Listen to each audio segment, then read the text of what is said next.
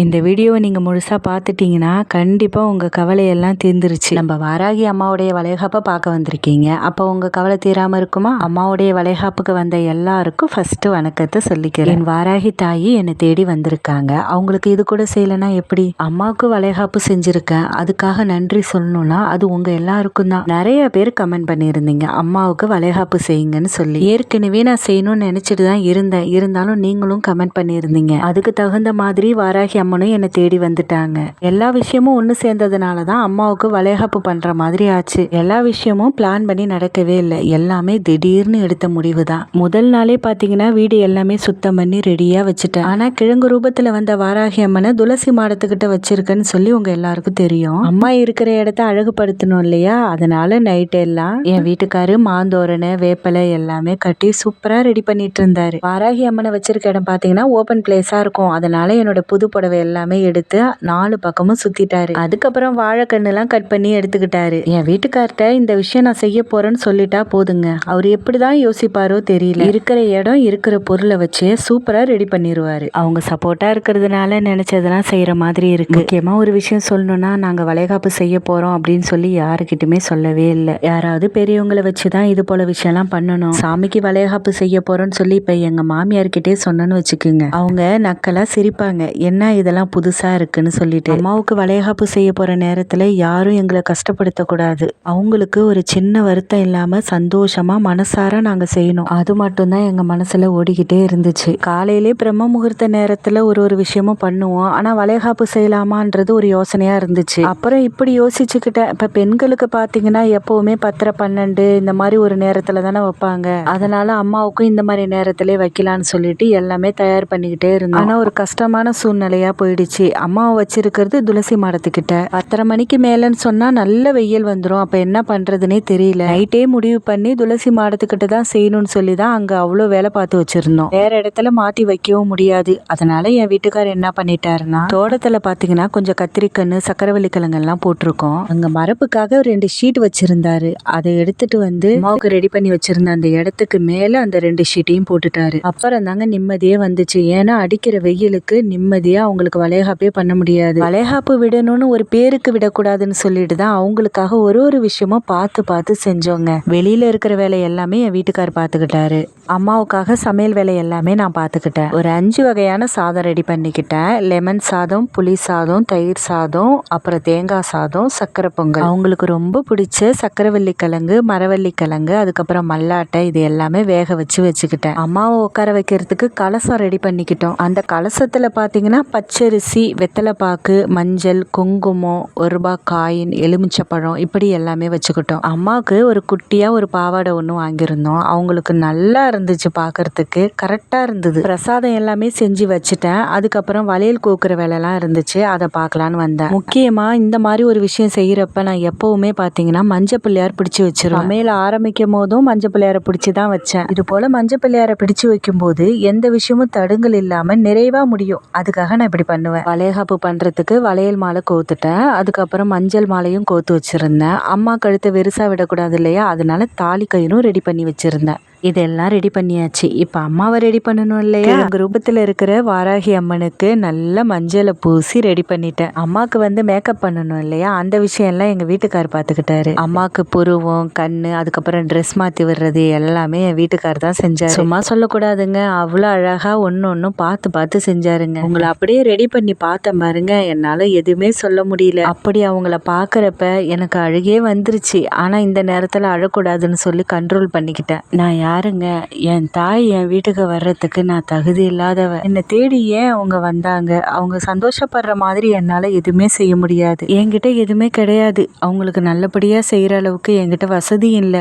ஒரு வசதியான இடத்துல அவங்க வந்திருந்தாங்கன்னா அவங்களுக்கு இன்னும் எப்படிலாம் செஞ்சிருப்பாங்க. அவங்கள அவ்வளோ அழகா கொண்டாடி இருப்பாங்க. ஏதோ என்னால முடிஞ்சதையும் என்கிட்ட இருக்கிறதையும் வச்சுதான் அவங்களுக்கு எல்லாமே செஞ்சேன். அவங்கள பார்த்து நான் ஒரு நாளும் கேட்டுட்டே இருப்பேன், என்கிட்ட வந்தியே, உனக்கு நல்ல மாதிரியா படைக்க கூட என்னால முடியலையேன்னு நான் கேட்பேன். ஆனா ஒரே ஒரு விஷயத்த மட்டும் நான் முழுசா உங்களுக்கு தரேங்க. என்னால முடிஞ்சது என்னுடைய உண்மையான அன்பை மட்டும்தான் உங்களுக்கு நான் தரேன். கடவுளை பொறுத்த வரைக்கும் உண்மையான அன்பு இருந்தா போதும்னு தான் எல்லாரும் சொல்லுவாங்க. இருந்தாலும் நமக்குன்னு ஒரு ஆசை இருக்குல்ல, நம்மளை தேடி வந்த தாய்க்கு விதவிதமா செஞ்சு போடணும்னு. அதனால கொஞ்சம் மனசு கஷ்டமா இருக்கும், வேற ஒண்ணும் இல்லைங்க. அம்மாவுக்கு வளைகாப்பு பண்ண போறேன், குழந்தை இல்லாம இருக்கிற எல்லாரும் பேர் கொடுங்கன்னு சொல்லியிருந்தேன். நிறைய பேர் கமெண்ட் பண்ணியிருந்தீங்க. உங்க எல்லாருடைய பேரையும் நான் எழுதி வச்சிருக்கேன். முடிஞ்ச அளவுக்கு அம்மாக்கு வளைகாப்புக்குள்ள வந்த பேர் எல்லாமே எழுதிட்டேன். அதுக்கப்புறம் வந்த பேர் எல்லாமே எழுத முடியல. உங்க யாருமே கவலைப்பட வேண்டாம், அந்த பேர் எல்லாமே நான் எழுதுவேன். பேர் நிறைய வர்றதுனால அம்மாவை அதே அலங்காரத்தோட 3 நாளைக்கு வைக்கலான்னு இருக்கேன். அதுக்குள்ள வர்ற பேர் எல்லாமே எழுதி அம்மாவுடைய பாத்திரத்திலே வச்சிடறேன். ஒரு தனி வீடியோல உங்க பேர் எல்லாமே நான் காமிப்பேன். விட்டு போன பேர் எல்லாம் நீங்க சொன்னீங்கன்னா மறுபடியும் நம்ம எழுதிக்கலாம். நீங்க நம்புறீங்களோ இல்லையோ, நான் எனக்காக வேண்டிக்கிட்டதை விட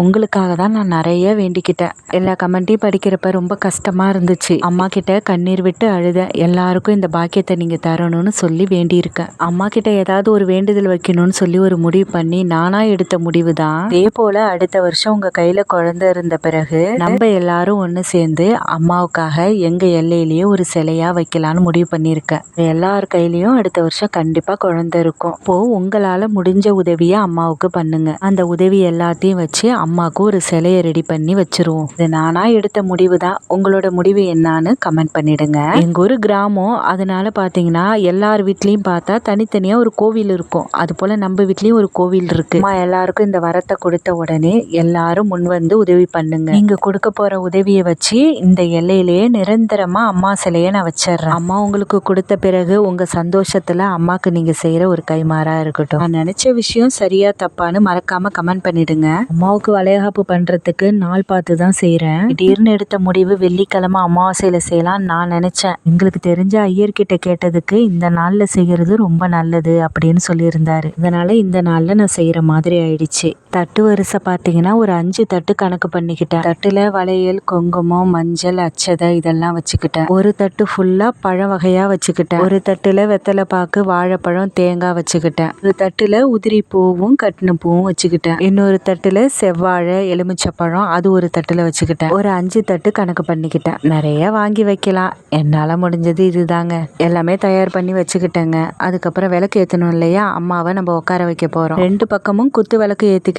அதுக்கப்புறம் வீட்டில் இருந்த நல்ல விளக்கையும் ஏற்றிக்கிட்டேன். அதுக்கப்புறம் நானும் என் வீட்டுக்காரர் சேர்ந்து அம்மாவை இட்டுட்டு போய் உட்கார வச்சாச்சு. அதுக்கப்புறம் என்னங்க, அம்மாவுக்கு இதுக்கப்புறம் நலங்கு வச்சு வளைகாப்பு இட வேண்டியதான். அம்மாக்கு நலங்கு வைக்கிறப்ப என் மனசுல ஒரு விஷயம் தோணுச்சு. குழந்தை இல்லாம இருக்கிறதுனால யாருடைய வளைகாப்புலையும் போய் நம்ம நலங்கு வைக்க முடியாது இல்லையா, அந்த உரிமையை அம்மா நமக்கு கொடுத்துருக்காங்க அப்படின்னு நினைச்சேன். சந்தனத்தை எடுத்து அம்மா கன்னத்துல பூசுறப்ப மனசு முழுக்க சந்தோஷமா இருந்துச்சு. அம்மாவை பாக்குறப்ப ஒரு கிழங்கு ரூபமாவே தெரியலங்க, நிஜமாலுமே அவங்க உட்கார்ந்து இருக்கிற மாதிரியே இருந்துச்சு. அவ்வளோ அழகா இருந்தாங்க பாக்குறதுக்கு. அதான் சொல்றேனே, நம்ம கண்ணே பத்தாது, அப்படி ஒரு அழகா இருந்தாங்க. அம்மாக்கு கன்னத்துல நலங்கெல்லாம் வச்சுட்டு வளையல் மாலையை நான் போட்டுட்டேன். நலங்கெல்லாம் முடிஞ்ச பிறகு அம்மா பாதத்துல அச்சதையும் போட்டுட்டேன். இது எல்லாமே செஞ்சு முடிச்சுட்டு என் வீட்டுக்காரர் என்ன நினைச்சாருன்னு தெரியல. வீட்டுக்காருக்கு தம்பி முறை தான் வேணும், அவங்களுக்கு ஃபோன் பண்ணி கூப்பிட்டு இருந்தாரு. அப்பயே அவரை கேட்டேன், எதுக்கு கூப்பிடுற, திடீர்னு வரலன்னு சொல்லிட்டா மனசங்கடமா ஆயிடும் அப்படின்னு சொன்னேன். அவரு கேட்கல. சரி பரவாயில்ல அப்படின்னு சொல்லிட்டு நானும் அமைதியாயிட்டேன். குடும்பமா 3 பேருமாவே வந்திருந்தாங்க.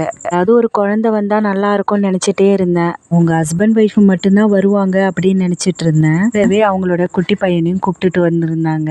எல்லாமே நிறைஞ்சு போன மாதிரி ஆயிடுச்சுங்க மனசு முழுக்க. அந்த 3 பேரையும் உட்கார வச்சு சாப்பாடு எல்லாம் பரிமாறணும். திடீர்னு வந்துட்டதுனால ஒரு புதுசா ஒரு கப்பு ஒண்ணு வச்சிருந்தேன். அது கூடவே சேர்த்து வரிசை தட்டுல இருக்கிற எல்லா பழத்திலையும் ஒண்ணு போட்டு தாம்பலம் கொடுத்தேன். ஃபர்ஸ்டே சொன்னது தாங்க, யாரையும் கூப்பிடக்கூடாதுன்னெலாம் நினைக்கல. யாராவது ஏதாவது சொல்லிட்டா அதுதான் கஷ்டம். அம்மாவை அன்னைக்குதான் அவங்க பாக்குறாங்க. பார்த்தவங்களுக்கு ரொம்ப ஆச்சரியமா போயிடுச்சு. எப்படி இப்படி ஒரு ரூபத்துல உங்க வீட்டுக்கு வந்தாங்க, ரொம்ப ஆச்சரியமா இருக்கு அப்படின்னு சொல்றாங்க. நலங்கெல்லாம் முடிஞ்ச பிறகு அம்மாவுக்கு ஆரத்தியும் எடுத்தாச்சு. இந்த வீடியோ பாக்குறவங்க எல்லாருக்கும் முதல்ல ஒரு விஷயத்த சொல்லிக்கிறேன்.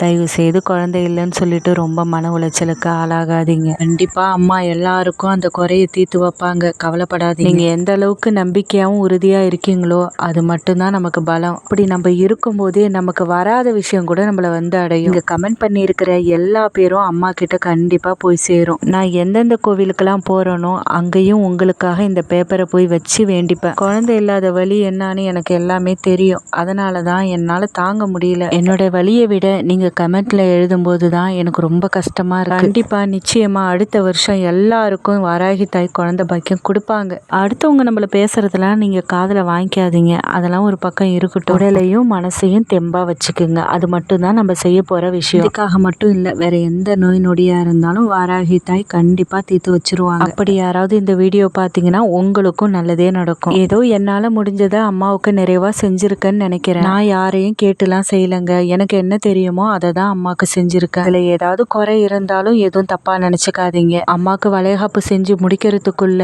பெரிய போராட்டமே நடந்த மாதிரி ஆயிடுச்சு. திடீர்னு யாராவது வர போறாங்க, என்ன ஏதுன்னு கேட்க போறாங்க அப்படின்ற மாதிரி ஒரு சூழ்நிலை தான். அம்மாவை துளசி மரத்துக்கிட்டே தானே வச்சு படைச்சேன். அதுக்கப்புறம் சாயந்தரமா எங்க வீட்டுக்குள்ள கொண்டு போயாச்சு. பத்தமா தான் வீடெல்லாம் வச்சிருக்கேன். அதனால அம்மாவை ஒரு 3 நாளைக்கு அங்கதான் வைக்க போறேன். கமெண்ட்ல நீங்க உங்க பேரெல்லாம் எழுதுங்க. முடிஞ்ச அளவுக்கு அம்மா கிட்ட நான் சேர்த்துறேன். அம்மா எப்படி இருக்காங்க, அம்மாக்கு செஞ்ச வளைகாப்பு எப்படி இருக்குன்னு மறக்காம கமெண்ட் பண்ணுங்க.